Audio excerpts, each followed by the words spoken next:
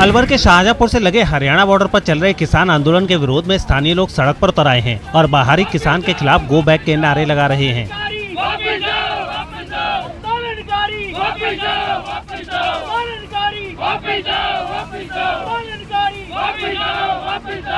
केंद्र सरकार की ओर से लाए गए 3 कृषि कानूनों के खिलाफ देश भर में चल रहे आंदोलन के दौरान राष्ट्रीय राजमार्ग 8 पर शाहजहांपुर के पास हाईवे जाम की वजह से लोग परेशान हैं। इसी परेशानी को दूर करने के लिए स्थानीय लोग सड़क पर उतर आए हैं। सड़क पर उतरे ये लोग किसानों से अपील कर रहे हैं कि जब सरकार झुकने के लिए तैयार है तो किसानों को भी झुकना चाहिए और बीच का रास्ता निकालना चाहिए ताकि दूसरे लोगों को परेशानी का सामना न करना पड़े।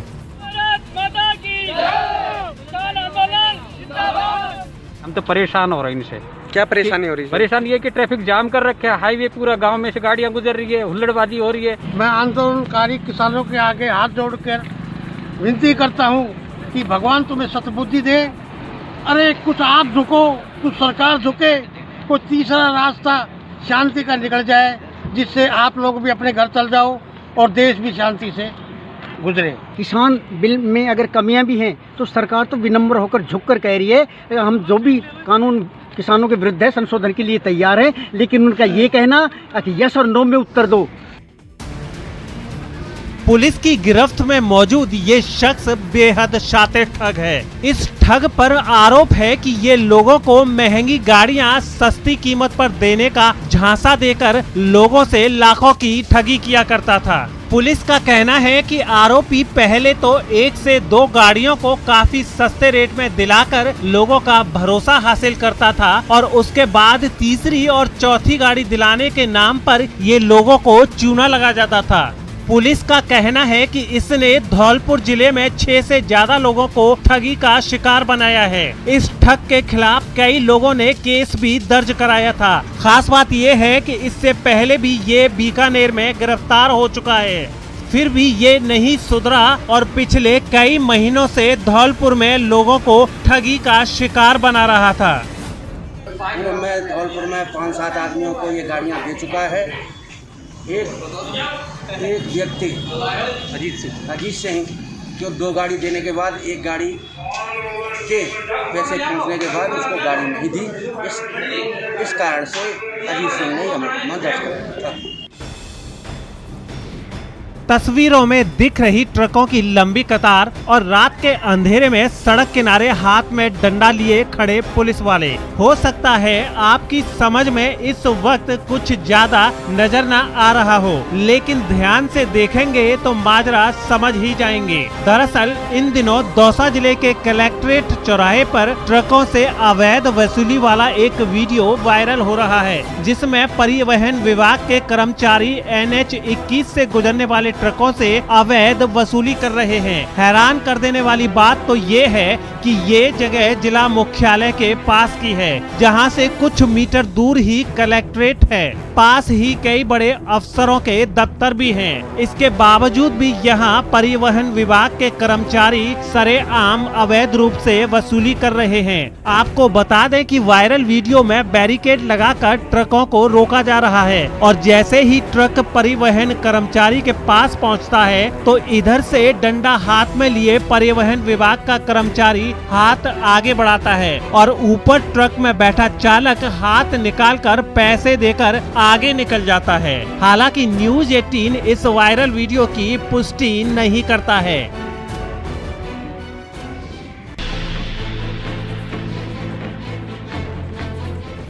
मिल गया जीत का हथियार, कोरोना पर वैक्सीन वार। कोरोना महामारी वाला साल 2020 बीतते बीतते अच्छी खबर सामने आई है। राजस्थान में कोरोना को जड़ से खत्म करने की तैयारी अंतिम चरण में पहुंच चुकी है। अब वो दिन दूर नहीं जब कोरोना को मात देने के लिए राजस्थान के आम लोगों को टीका लगाया जाएगा। विद्याधर नगर स्थित सेंटर पर लोगों की भीड़, अफसरशाहों ने बढ़ चढ़कर की शिरकत। ज़्यादा से ज़्यादा लोग ट्रायल के लिए आगे आए। इसमें कोई भय वाली या ऐसी कोई स्थिति नहीं है। ये अपने को इस बीमारी को कम से कम जितना जल्दी हो इससे मुक्ति मिलनी जरूरी है। सभी को आगे बढ़ के इस चीज़ में साथ देना चाहिए, क्योंकि लोग अक्सर इस चीज़ से घबरा जाते हैं कि नहीं हम कैसे आगे चले जाएं, पहले लोगों का ट्रायल होने दो। अगर कोई भी आगे नहीं आएगा तो इससे हमें छुटकारा नहीं मिलेगा इस बीमारी से। हैदराबाद की कंपनी भारत बायोटेक ने नेशनल इंस्टीट्यूट ऑफ वायरोलॉजी और Indian council of medical research के साथ मिलकर कोवैक्सीन तैयार की है। इस वैक्सीन के 2 फेज के ट्रायल हो चुके हैं। इसमें पहले फेज के परिणाम आईसीएमआर ने कुछ दिन पहले जारी किए हैं, जो काफी सकारात्मक रहे हैं। पहाड़ी इलाकों में हो रही बर्फबारी के चलते राजस्थान के लोगों को 3 दिनों तक भयंकर सर्दी का सितम झेलना पड़ेगा। शीतलहर चलने से पारा और लुढ़केगा। मौसम विभाग का कहना है कि 30 दिसंबर तक कई शहरों में दिन रात के तापमान में करीब 3 से 5 डिग्री तक की गिरावट देखने को मिल सकती है। फिलहाल पारे में उतार चढ़ाव का दौर जारी है। रविवार की रात करीब 1 दर्जन शहरों में न्यूनतम तापमान 10 डिग्री सेल्सियस से नीचे रहा। माउंट आबू 2 डिग्री के साथ सबसे ठंडा स्थान रहा। मौसम विभाग ने कुछ स्थानों पर अगले 3 दिन के लिए ऑरेंज अलर्ट भी जारी किया है। अलग अलग शहरों के न्यूनतम तापमान की बात करें तो माउंट आबू में 2, श्री गंगानगर में 6.2, चूरू में 7.6, भीलवाड़ा में 7.8, अलवर में 7.2, उदयपुर में 8.2, राजधानी जयपुर में 8.6, कोटा में 9.8, धार्मिक नगरी अजमेर में 11.4, जैसलमेर में 11.2 और जोधपुर में 10.5 रिकॉर्ड किया गया है। ज्वेलरी देने का फैशन हुआ पुराना, दिलदार को दिया चांद का नजराना। तो बस हाँ ठीक है, एक अमेजिंग फीलिंग है कि वंडरफुल कुछ तो एक चीज है जिसके बारे में किस्से कहानियों में भी नहीं सुना था, वो अगर सच हो जाए तो भावनाएं निशब्द हो जाती हैं। इसलिए सपना तानीजा को जब उसके पति ने तोहफे में चांद दिया तो उन्हें अपने कानों पर यकीन नहीं हुआ। लेकिन बात सच थी। ब्राजील में रहने वाले धर्मेंद्र ने शादी की सालगिरह पर अपनी पत्नी को चांद का नजराना दिया था। एक्सपेक्ट तो किया था कि हाँ कुछ स्पेशल होगा, बट इतना स्पेशल हो गया वो मैंने एक्सपेक्ट नहीं किया था। और जब ये सब कुछ हो रहा था तो माहौल भी इस तरह का बना दिया गया था कि इतना क्लाउड्स के अंदर है और एक ड्रीमलैंड टाइप में था। 24 दिसंबर को शादी की 8वीं सालगिरह थी, जिसे यादगार बनाने में धर्मेंद्र कोई कोर कसर नहीं छोड़ना चाहते थे। वो इस बार पत्नी के लिए कुछ खास करना चाहते थे, ऐसा जो इससे पहले न सुना गया था न देखा गया था। शाहरुख खान ने और सुशांत राजपूत ने ली है ये ज़मीन, तो उसी टाइम से मैंने सर्चिंग स्टार्ट की। और फिर अभी जब हमारी एनिवर्सरी थी तो मैंने सोचा सोना चांदी डायमंड्स वगैरह तो सभी देते हैं, कुछ अलग हटके किया जाए, तो इस वजह से फिर मैंने ये ज़मीन गिफ्ट की।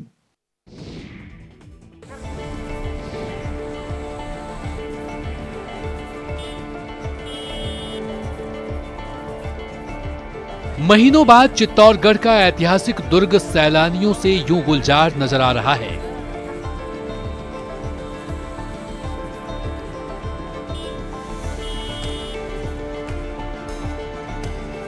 कोरोना काल में सबसे ज्यादा असर पर्यटन उद्योग पर ही पड़ा है और इस उद्योग से जुड़े लोगों के सामने रोजगार का संकट आन पड़ा है।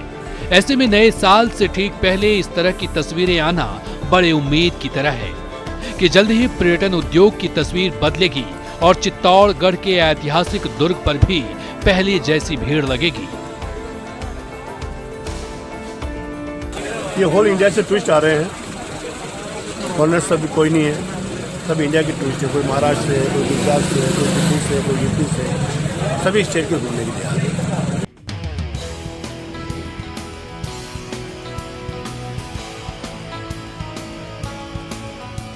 लकड़ी के पोल पर चढ़कर करतब करते जिन बच्चों को देखकर आप अचंभित हो रहे हैं, या फिर रस्सी के ऊपरी सतह पर पहुंचकर जो लड़कियां अपनी एकाग्रता और साधना से आपको दांतों तले उंगलियां दबाने को मजबूर कर रही हैं, वो उस खेल की बारीकियां सीख रही हैं, जिसे दुनिया मलखम के नाम से जानती है। मलखम भारत का एक पारंपरिक खेल है।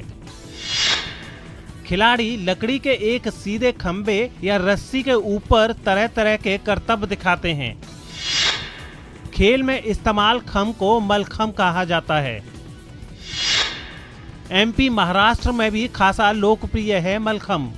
हमारा जो ये गेम एक ऐसा है कि हमारे इम्यूनिटी सिस्टम रहता है, इसको भी बढ़ाने का काम देता है और हमारी जो हड्डियां होती हैं मजबूत होती हैं। कोरोना के लिए भी बहुत ही उपयोगी है, घर पे भी इसका कर सकते हैं प्रैक्टिस और मेरी नेशनल तक जाने की उम्मीद है। भरतपुर में शुरू की गई भारत सरकार की मलखम एकेडमी में रोज 80 खिलाड़ी पहुंच रहे हैं। यहां प्रशिक्षक बच्चे और नौजवानों को मलखम की बारीकियां सिखा रहे हैं।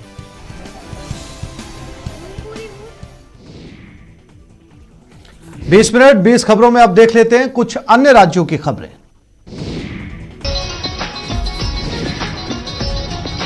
आज देश प्रधानमंत्री नरेंद्र मोदी जी की विजनरी लीडरशिप में जन जन की आकांक्षाओं को पूरा करने और नए और आत्मनिर्भर भारत के निर्माण के पथ पर दृढ़ संकल्प के साथ अग्रसर है। देश को बिना ड्राइवर के चलने वाली पहली मेट्रो की सौगात मिल गई है। प्रधानमंत्री नरेंद्र मोदी ने वीडियो कॉन्फ्रेंसिंग के जरिए दिल्ली मेट्रो की मजेंटा लाइन पर देश की पहली चालक रहित मेट्रो को हरी झंडी दिखाकर रवाना किया। इसके साथ ही उन्होंने एयरपोर्ट एक्सप्रेस लाइन पर नेशनल कॉमन मोबिलिटी कार्ड यानी NCMC सेवा की भी शुरुआत की। इस कार्यक्रम में दिल्ली के मुख्यमंत्री अरविंद केजरीवाल भी शामिल हुए। मजेंटा लाइन पर बिना ड्राइवर वाली मेट्रो की शुरुआत करने के मौके पर पीएम मोदी ने कहा कि उन्होंने करीब 3 साल पहले मजेंटा लाइन के उद्घाटन का सौभाग्य मिला था और फिर इसी रूट पर देश की पहली ऑटोमेटिक मेट्रो का उद्घाटन करने का अवसर मिला, जो ये दिखाता है कि भारत कितनी तेजी से स्मार्ट सिस्टम की तरफ आगे बढ़ रहा है। मुझे आज से लगभग 3 साल पहले मैजेंटा लाइन के उद्घाटन का सौभाग्य मिला था। आज फिर इसी रूट पर देश की पहली पूरी तरह से ऑटोमेटेड मेट्रो, जिसको हम बोलचाल की भाषा में ड्राइवरलेस मेट्रो भी कहते हैं, इसका उद्घाटन करने का अवसर मिला। ये दिखाता है कि भारत कितनी तेजी से स्मार्ट सिस्टम की तरफ आगे बढ़ रहा है। पहले चरण में ड्राइवरलेस ट्रेन मेजेंटा लाइन पर जनकपुरी पश्चिमी से नोएडा के बॉटनिकल गार्डन मेट्रो स्टेशन के बीच दौड़ेगी। उसके बाद पिंक लाइन में 57 किलोमीटर तक ड्राइवरलेस मेट्रो चलाने की योजना है, जो मजलिस पार्क से शिव विहार तक की दूरी तय करेगी।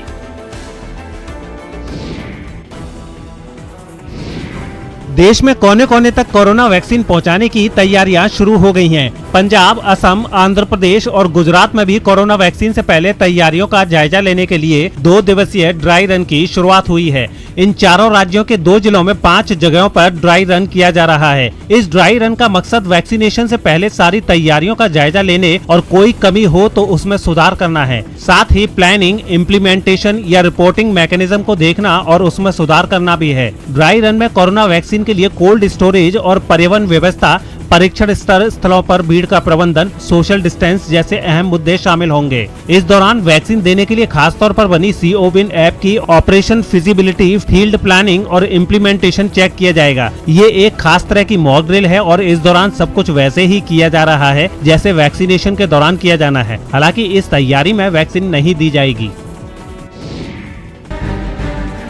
महाराष्ट्र में कांग्रेस और उसके सहयोगी दल शिवसेना में सियासी घमासान छिड़ गया है। ये पूरा विवाद शिवसेना के मुखपत्र सामना के एक लेख के बाद शुरू हुआ। दरअसल शिवसेना ने सोनिया गांधी की जगह शरद पवार को यूपीए की कमान सौंपने की सलाह देकर कांग्रेस में खलबली मचा दी। शिवसेना ने अपने मुखपत्र सामना में लिखा है कि कांग्रेस अब कमजोर हो गई है और कांग्रेस के साथ साथ विरोधी दल किसी राजनीतिक आंदोलन को धार नहीं दे पा रहे हैं। सामना में यूपीए की हालत एनजीओ से करते हुए लिखा गया कि यूपीए का नेतृत्व अब पवार जैसे सक्षम नेता को दिया जाना चाहिए। विवाद और बढ़ा तो एनसीपी के कई नेताओं ने भी माना कि फिलहाल के हालात में शरद पवार ही सबसे सक्षम नेता हैं जो विपक्ष के हमलों को धार दे सकते हैं। एक जमाने में सोनिया गांधी जी की लीडरशिप में सब लोग आए थे, मनमोहन सिंह के नेतृत्व में हम लोग आए थे, सब लोग आए थे। आज तो मुझे दिखता है कि शरद पवार साहब इस देश के ऐसे नेता हैं जिनकी बात सब लोग सुनते और मानते हैं मोदी जी भी मानते हैं। सामना में शिवसेना के कांग्रेस अध्यक्ष सोनिया गांधी पर इस हमले के बचाव में कांग्रेस का कहना है कि जो पार्टी यूपीए का हिस्सा नहीं, वो यूपीए नेतृत्व के बारे में कांग्रेस को सलाह ना दे। सोनिया जी का नेतृत्व सक्षम है। हमारी राष्ट्रीय अध्यक्ष श्रीमती सोनिया गांधी यूपीए के अध्यक्ष हैं और भली भांति काम है, चल रहा है। और शिवसेना तो मैं समझता हूँ कि अपना विचार रख सकती है, लेकिन ये यूपीए तय करेगी, जिसके हिस्सा मैं समझता हूँ कि शिवसेना नहीं है। शिवसेना को इस प्रकार से कांग्रेस विरोधी अभियान नहीं चलाना चाहिए। यूपी के फिरोजाबाद में एक महिला ने अपने पड़ोस में रहने वाले कुछ लोगों पर मारपीट का आरोप लगाया है। महिला का दावा है कि आरोपी पड़ोसी पहले भी कई बार मारपीट कर चुका है, लेकिन इस बार तो उसने हद ही पार कर डाली। उसने न केवल महिला के साथ मारपीट की, बल्कि लात मारकर महिला को बीच सड़क पर गिरा दिया। सड़क पर गिरी महिला ने किसी तरह खुद को संभाला और वहां से निकलकर भागी। इससे पहले मकान के गेट के पास भी दोनों पक्षों के बीच काफी देर तक हाथापाई हुई। हंगामे और मारपीट के बीच काली टी शर्ट पहने एक हमलावर बीच सड़क पर अपने तेवर दिखाता नजर आया, जबकि उसके ठीक पीछे भी दो लोग आपस में लड़ते दिखे। इस बीच काली टी शर्ट पहने आदमी पर अचानक डंडे से हमला हुआ, जिसके बाद उसने भी उसी डंडे से पलटवार किया। ये आए दिन बच्चों को मारते रहते हैं और जब शिकायत करने गई थी मैं, तो ये लोग सारे मुझ पे चिपट गए मारने के लिए। फिर घर में बाहर खींच के लाए, सड़क पर मारा, मेरे पति को मारा, मेरे लड़के को मारा, मेरी 17 साल की बेटी को मारा। इस मारपीट के दौरान कुछ ऐसे लोग भी थे जो लड़ रहे दोनों पक्षों के लोगों को शांत करवाते दिखे। यूपी के कौशाम्बी में साइबर सेल और पुलिस के हाथ बड़ी कामयाबी लगी है। पुलिस ने 50-50 हजार के 2 इनामी को गिरफ्तार कर लिया है। हाल ही में दोनों साइबर छात्रों ने सैनी कोतवाली इलाके के एक शख्स के मोबाइल से सिम निकालकर अपने मोबाइल में लगाकर उसके साथ ठगी की थी। इन अपराधियों ने उसकी नेट बैंकिंग अपने मोबाइल में अपलोड कर ली थी। इसके बाद OTP बाईपास करके 60 लाख अपने खाते में ट्रांसफर कर लिए थे। पीड़ित की शिकायत पर पुलिस सक्रिय हुई थी। SP ने साइबर सेल को ठगी के खुलासों का जल्द से जल्द निर्देश दिया था। इसी के तहत पुलिस ने दोनों आरोपियों को सलाखों के पीछे पहुंचा दिया। इनके कब्जे से 45 लाख रुपए कीमत के cheque, railway reservation ticket, 6 computer, mobile, printer, scanner सहित कई सामान बरामद हुए हैं। पुलिस ने इन लोगों के खिलाफ धोखाधड़ी सहित गंभीर धाराओं में मुकदमा दर्ज कर लिया है। खुलासा किया गया है, जिसमें एक व्यक्ति ने आरोप लगाया था कि उसके करीब 7 लाख रुपए ट्रांसफर कर लिए गए हैं उसके अकाउंट से, और वो पैसे हमको कहीं रिद्धि कैपिटल नाम से ट्रांसफर हुए हैं, वो मुझे मिल नहीं रहा है। इस सूचना पे मुकदमा पंजीकृत किया गया। जांच की गई तो पता चला कि एक व्यक्ति है जिसने इसके वादी के नाम से अकाउंट खुलवाया, उसमें मोबाइल नंबर अपना डाल लिया, जिससे सारी OTP और उसको नेट बैंकिंग को ऑपरेट कर सके। क्या आपने किसी को एक साथ दोनों हाथों से लिखते हुए देखा है? क्या आपने किसी को अलग अलग भाषा में एक साथ लिखते हुए देखा है? शायद नहीं, लेकिन ये बच्चे तंगहाली में भी इतना हुनर रखते हैं कि अच्छे अच्छे लोग इनके कद्रदान हो जाएं। करीब 10 साल पहले लॉयंस क्लब इंटरनेशनल के तत्कालीन चेयरमैन जैनिस रोज ने मध्य प्रदेश के सिंगरौली भ्रमण के दौरान इन्हें दोनों हाथों से लिखते देखा था, तो इस अद्भुत दृश्य को देखकर बोल उठे कि ये तो नौवा अजूबा है। ये छात्र दिमाग और नजरों से इतने मजबूत हैं कि दोनों हाथ से हिंदी, अंग्रेजी या उर्दू, रोमन या स्पेनिश जैसी 2 अलग अलग भाषाएं एक साथ लिख लेते हैं, वो भी कमाल की स्पीड में। ये बच्चे 11 घंटे में 24,000 शब्द लिखने की क्षमता रखते हैं। जब हम 4 साल का था तो मैं एडमिशन में हुआ था बिनाबादनी पब्लिक स्कूल बुधेला में। तो सर ने मुझे पहले राइट मुझे किसी हाथ से लिखने नहीं आता था, तो पहले 1 साल राइट हैंड से हमने लिखने सीखा।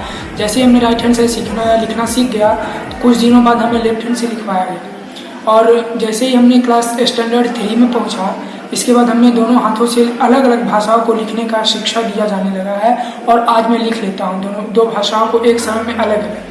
मध्य प्रदेश के सिंगरौली के वीणा वादनी स्कूल में पढ़ने वाले करीब 200 छात्र इस कला में पारंगत हो चुके हैं। इस निजी स्कूल को चलाने वाले और प्रतिभाशाली छात्र आशुतोष के पिता बताते हैं कि उन्हें पहले राष्ट्रपति डॉक्टर राजेंद्र प्रसाद के इस हुनर से स्कूल की प्रेरणा मिली। 5वीं 6वीं शताब्दी में नालंदा और तक्षशिला नाम का विश्वविद्यालय हुआ करता था। इसमें कुमारला, बस, घोष, नागार्जुन, महिरम और बहुत सारे विद्यार्थी थे। भारत को सोने का चिड़िया कहा जाता था। वहाँ बच्चे 32,000 शब्दों को एक दिन में लिखा करते थे और पढ़ते थे। और भारत देश के प्रथम राष्ट्रपति महामहिम डॉक्टर राजेंद्र प्रसाद जी भी अपने दोनों हाथों से उपयोग किया करते थे। यूपी में काशी के घाटों का अब कायाकल्प होने जा रहा है। नए साल में काशी को हाईटेक घाटों की सौगात मिलने वाली है। ये नए घाट टूरिस्ट डेस्टिनेशन का नया केंद्र होंगे। साथ ही यहाँ मिलने वाली सुविधा पर्यटकों के लिए काफी सुविधाजनक और फायदेमंद साबित होगी। वाराणसी में मोक्षदायिनी मां गंगा किनारे करीब 11.5 किलोमीटर लंबे अर्धचंदाकार घाटों की अद्भुत आभा को निहारने के लिए अब काशी में नया घाट स्वागत के लिए तैयार हो रहा है, जिसका नाम है खिड़किया घाट। नया घाट टूरिस्ट डेस्टिनेशन का न केवल नया केंद्र होगा, बल्कि ये इकलौता घाट होगा जिसका जुड़ाव पानी, जमीन और आसमान तीनों से होगा। घाट तक एयरपोर्ट और स्टेशन से भी पहुंचना बेहद आसान होगा। यही नहीं, अस्सी और दशामेध की तरह यहाँ पर्यटकों की गाड़ियां जाम में नहीं फंसेंगी, बल्कि सीधे घाट तक पहुँच जाएंगी। घाट पर ही वाहनों की पार्किंग की व्यवस्था है, जो दूसरे घाटों पर नहीं है। यहाँ जेटी होगी, जहाँ बोट के जरिए पर्यटक श्री काशी विश्वनाथ धाम जा सकेंगे और नौका विहार के साथ घाटों का नजारा भी देख सकेंगे। फूड प्लाजा, आरओ प्लांट के साथ काशी के शिल्पियों के लिए भी खास जगह होगी, जहाँ वो अपने हैंडीक्राफ्ट के उत्पाद बेच सकेंगे। 1.6 एकड़ में एक बहुउद्देशीय प्लेटफॉर्म बन रहा है, जिस पर 2 हेलीकॉप्टर उतर सकते हैं। ये हेली टूरिज्म समेत दूसरे कामों में आ सकता है। कोविड के नए स्ट्रेन को देखते हुए यूपी में वृंदावन के बांके बिहारी मंदिर में श्रद्धालुओं को रजिस्ट्रेशन कराकर ही आना होगा। इसके लिए मंदिर की ऑफिशियल वेबसाइट पर पहले रजिस्ट्रेशन कराना होगा और फिर नंबर आने पर दर्शन के लिए आना होगा। अब की बार नववर्ष कोरोना संक्रमण काल में पड़ रहा है। इसका ध्यान रखते हुए मंदिर प्रशासन ने ऑनलाइन दर्शन व्यवस्था का सख्ती से पालन करने का इरादा बनाया है और अब 5 जनवरी तक ऑनलाइन दर्शन व्यवस्था को सख्ती से लागू किया जाएगा। जो श्रद्धालु ऑनलाइन रजिस्ट्रेशन करा के आएंगे उन्हें ही दर्शन का लाभ प्राप्त होगा। दरअसल नए साल के अवसर पर बांके बिहारी के मंदिर में भारी भीड़ उमड़ती है। इसी को ध्यान में रखते हुए मंदिर प्रबंधन ने रजिस्ट्रेशन के जरिए दर्शन की सलाह दी है। रजिस्ट्रेशन के जरिए बांके बिहारी के दर्शन की व्यवस्था 5 जनवरी तक रहेगी। सभी श्रद्धालुओं से अनुरोध है कि दर्शन से पहले रजिस्ट्रेशन जरूर कराएं और अपनी बारी में ही दर्शन करें, ताकि श्रद्धा के साथ सेहत भी बनी रहे।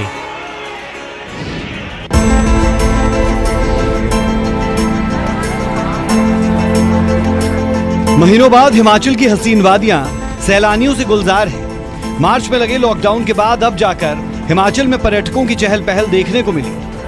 नए साल के स्वागत के लिए कई दिन पहले ही पर्यटक मनाली और शिमला पहुंचे। मनाली इन दिनों पर्यटकों से गुलजार है। मनाली के मॉल रोड पर पर्यटकों की भीड़ रहती है।